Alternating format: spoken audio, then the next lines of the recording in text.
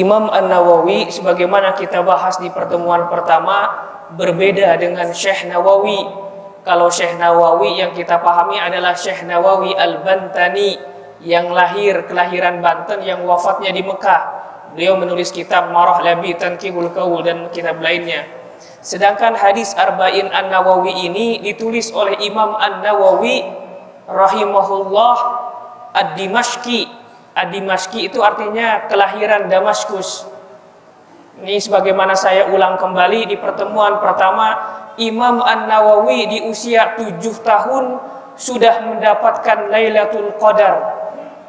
Di usia 10 tahun sudah bukan diramalkan ya, sudah diprediksi oleh seorang ulama yaitu Syekh Yasin bin Yusuf Al-Maraqisy kelak akan menjadi seorang ulama. Dan terus sampai remaja-remaja selanjutnya Imam An-Nawawi sudah menandakan seorang yang akhlaknya mulia, seorang alim dan seterusnya. Ini etikanya dalam mengkaji kitab harus baca muqaddimah dulu. Muqaddimah biasanya ditulis oleh penulis atau pengarang kitab. Karena kenapa?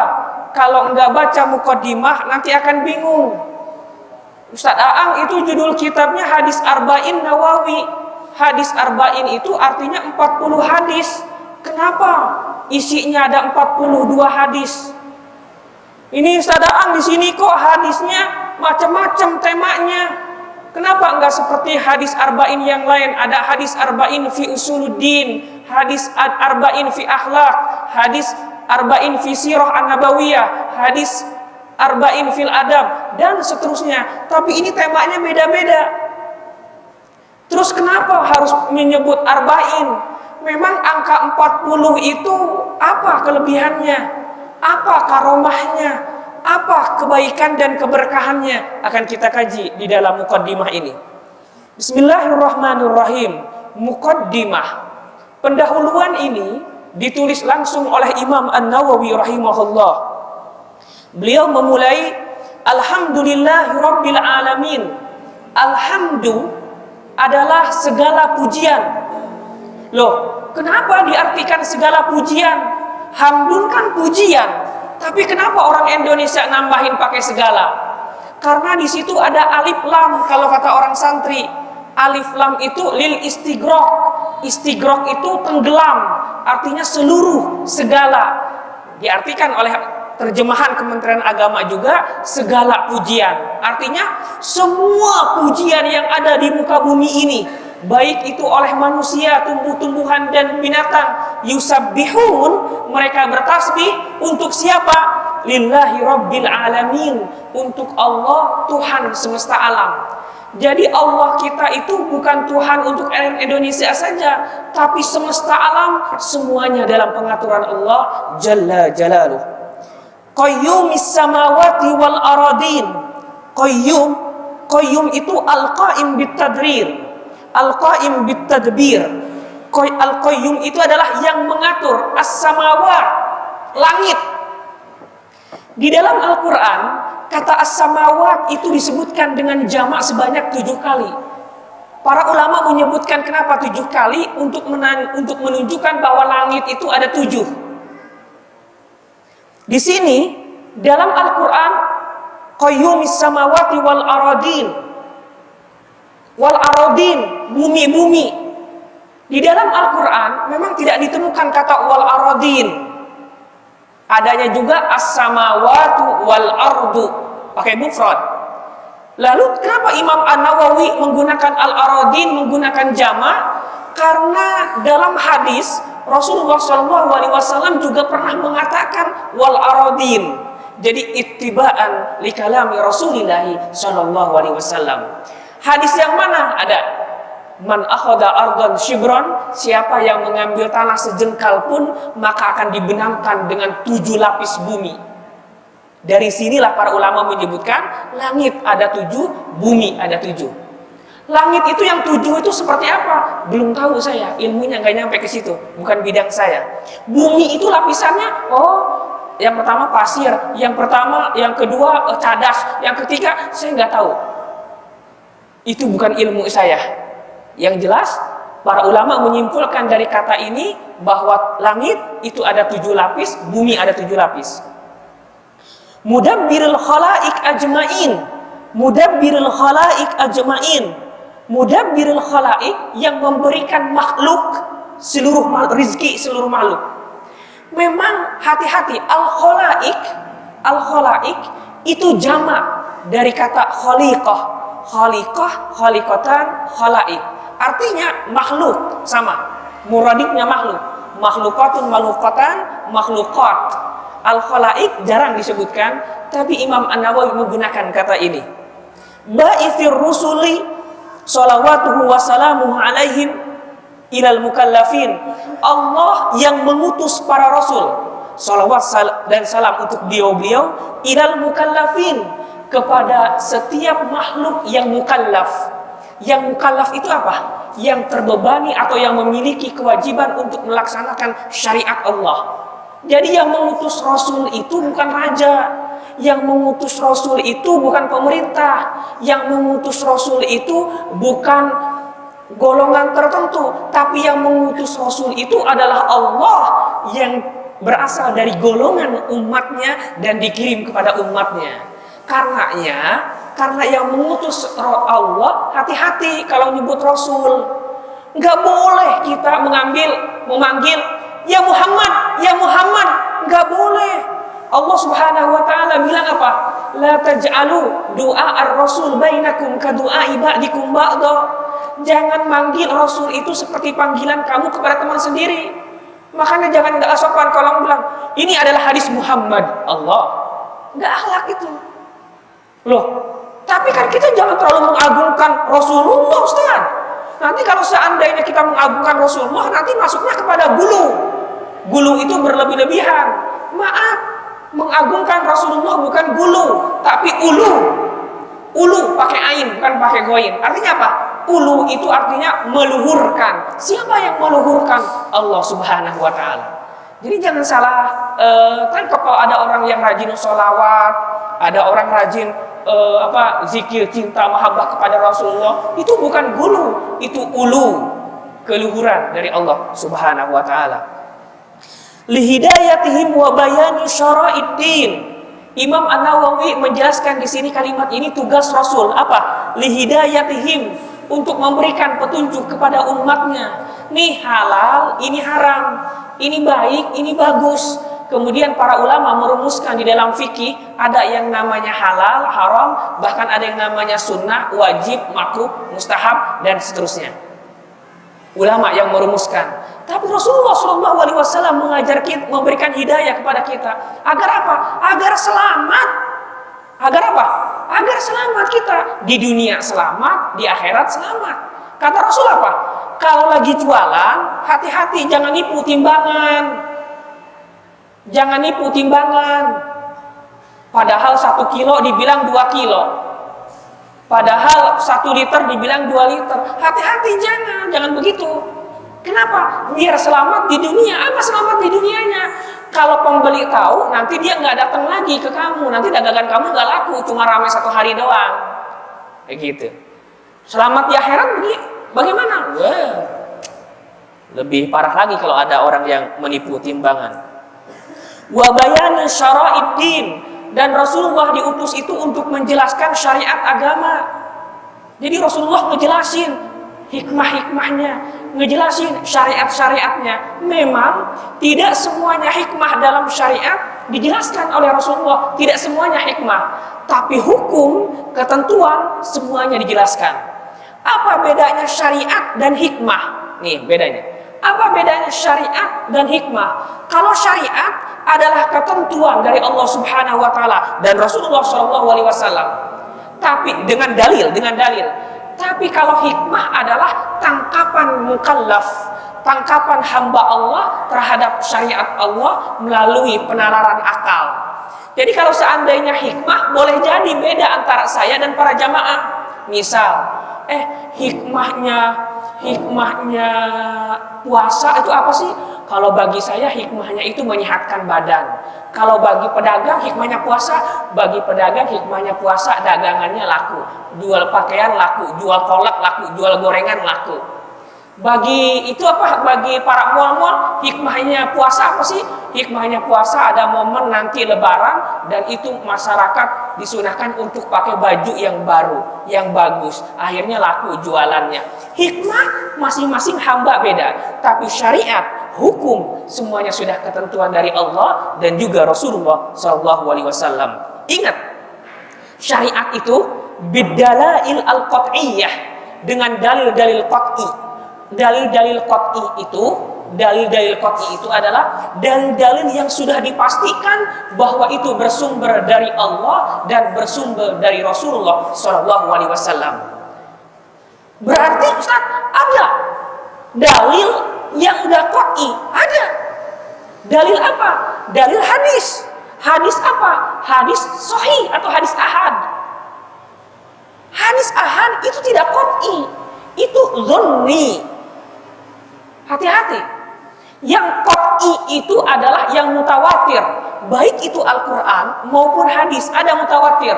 Tapi kalau hadis sahih, hadis ahad, sahih, hasan, dhaif, atau mashhur, aziz, gharib, itu dhanni. Artinya dhanni apa? Boleh jadi orang berselisih, menurut ulama ini hadis itu sahih, menurut ulama ini hadis ini tidak sahih. Ada yang begitu. Itu baru sumbernya, jamaah. Bagaimana kalau maknanya,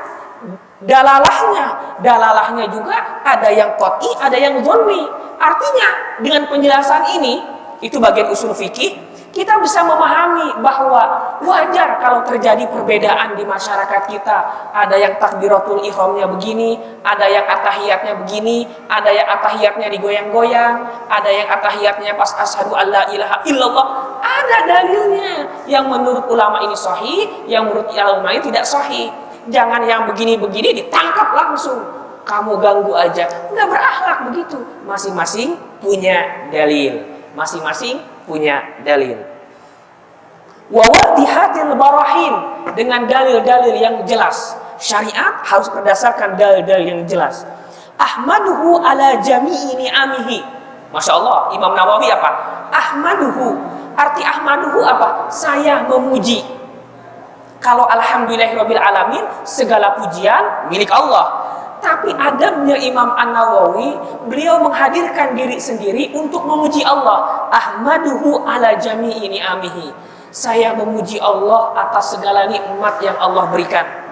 Wa as'aluhul mazid min fadlihi wa karamihi. Dan saya memohon kepada Allah tambahan nikmat, kemuliaan, dan keluhuran. Boleh nggak kita minta nambah ke Allah? Boleh. Boleh asal kita mampu. Kita punya motor 1, ya Allah saya pengen motor 2. Anak saya soalnya 2, masing-masing kuliahnya jauh. Boleh tidak? Boleh. Boleh, aslama dibenarkan syariat dan kitanya mampu. Jangan sampai kita punya istri 1, anak cuma 1, mobil pengen 3. Jangan. Siapa tahu anaknya masih kecil dan ikut ibunya misalnya. Yang perlu-perlu aja yang dibutuhkan. Wa as'aluhul mazid min fadlihi wa karamihi. Fadlnya, kemuliaan dan keluhurnya bebas, baik itu berbentuk dunia maupun berbentuk yang lainnya. Di sini Imam An-Nawawi mencontohkan boleh kita meminta lebih kepada Allah Subhanahu wa taala. 17 menit lagi saya tambahkan sekitar 3 menit, setelah itu ada tanya jawab. Wa asyhadu an la ilaha illallah al-wahidul qahhar. Ini nih adabnya nih. Imam An-Nawawi bersyahadat, bersumpah, bersaksi.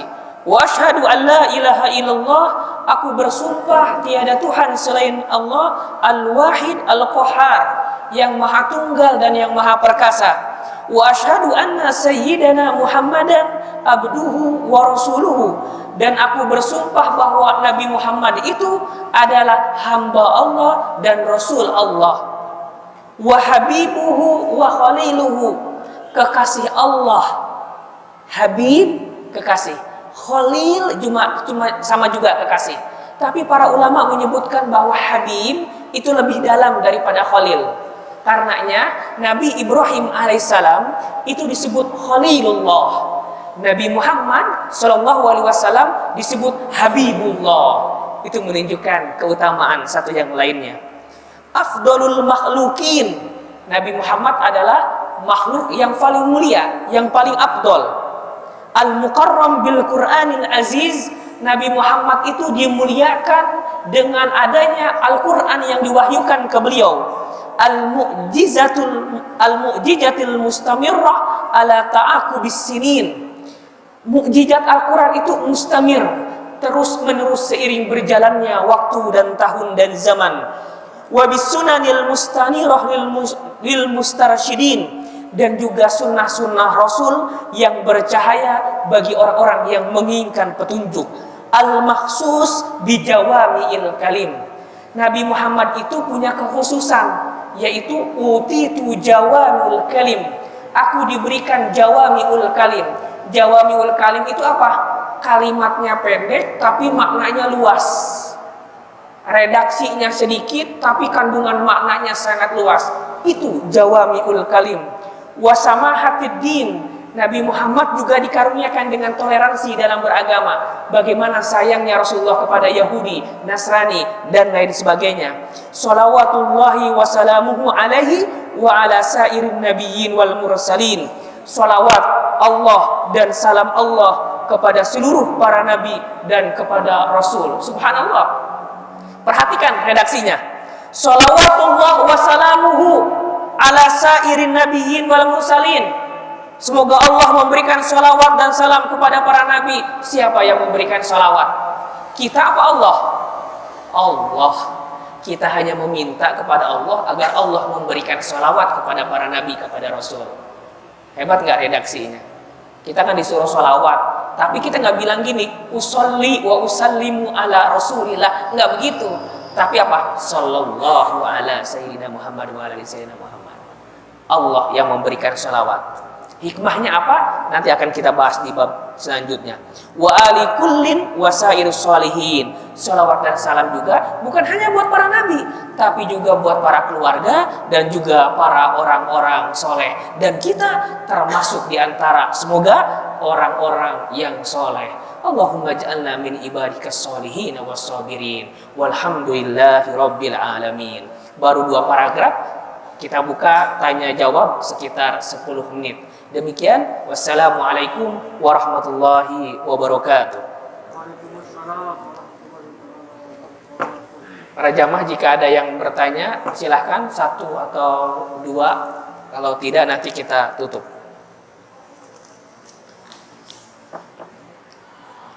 Bismillah.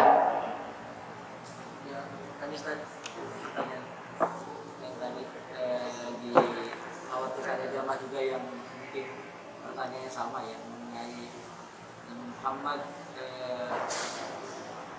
azan tadi ya, dalam riwayat selama beliau hidup tidak pernah azan, apa hikmahnya apa? Bismillahirrahmanirrahim. Ada pertanyaan bahwa apakah Rasulullah SAW pernah azan atau tidak, atau apa hikmahnya kalau Rasulullah SAW tidak pernah azan. Dalam riwayat, dalam hadis-hadis, memang kita tidak mendapati bahwa Rasulullah SAW azan. Kenapa? Karena azan itu yang ketika syariat azan turun, sahabat Nabi yang diperintahkannya itu adalah Bilal bin Rabah. Sejak itu Bilal bin Rabah itu azan terus. Bahkan kalau di kamar, ini kan kalau seandainya Masjid Nabawi ini madhab ke sana, madhab ke kiblat, ini kan kamar Rasulullah. Setelah azan Bilal, Rasulullah nggak langsung keluar. Rasulullah masih tetap di kamar, rumah maksudnya. Di dalam Al-Quran disebut surat Al-Hujurat, kamar-kamar. Itu ingin menunjukkan bahwa rumahnya Rasulullah itu kecil.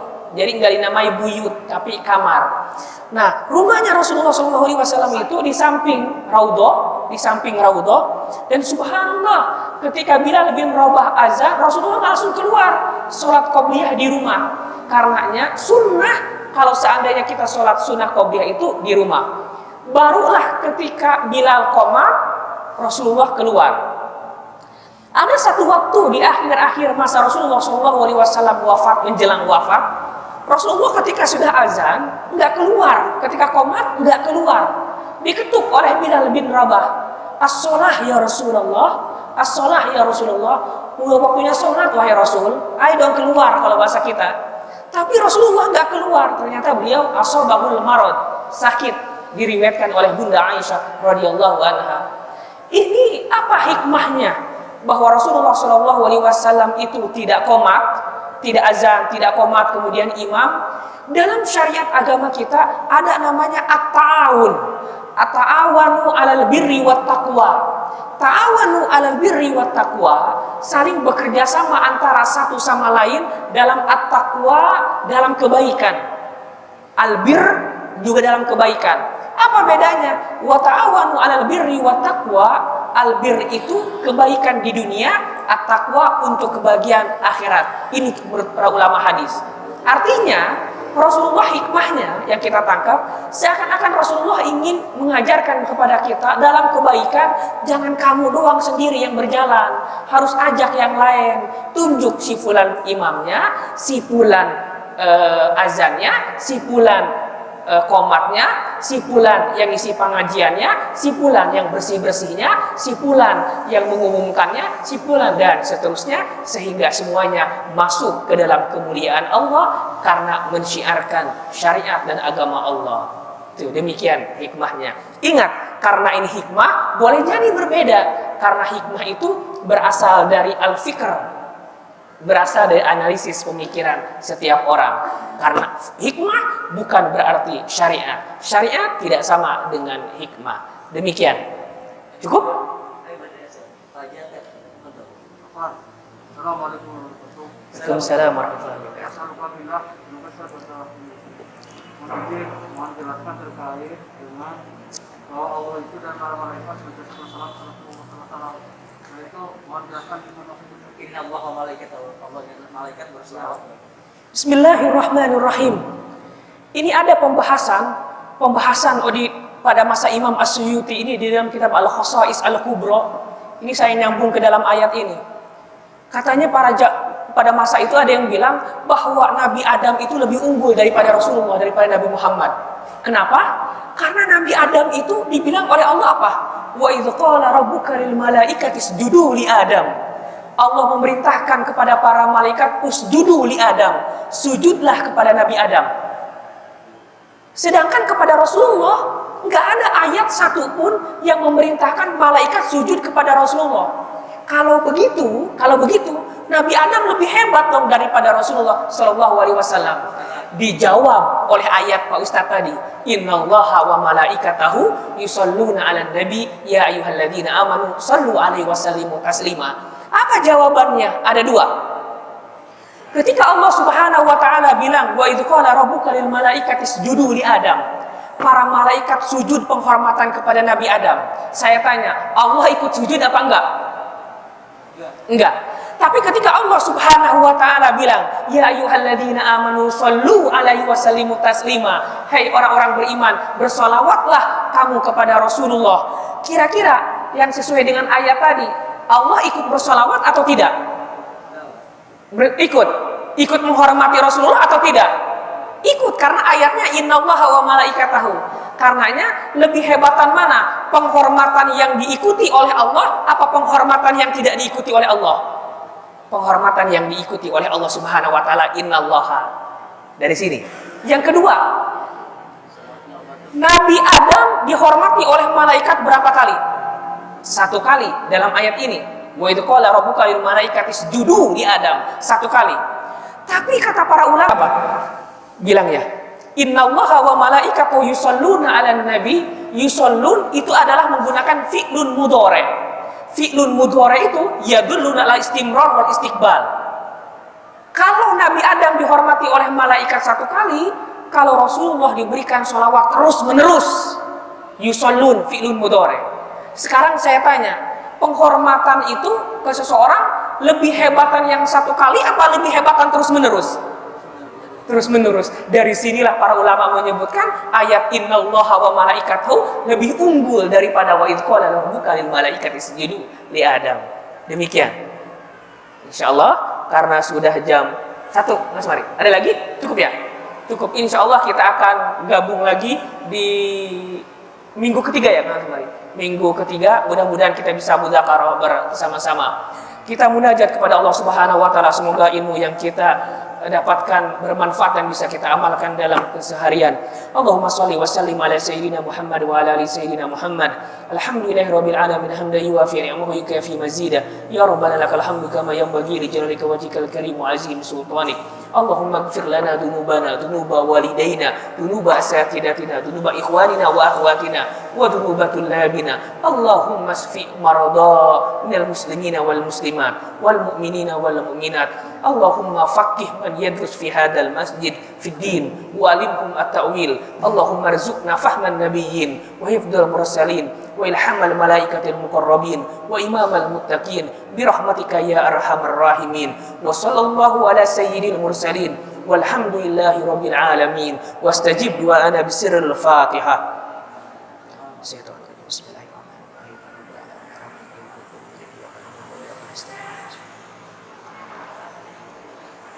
Terima kasih atas keikutsertaannya. Wassalamualaikum warahmatullahi wabarakatuh.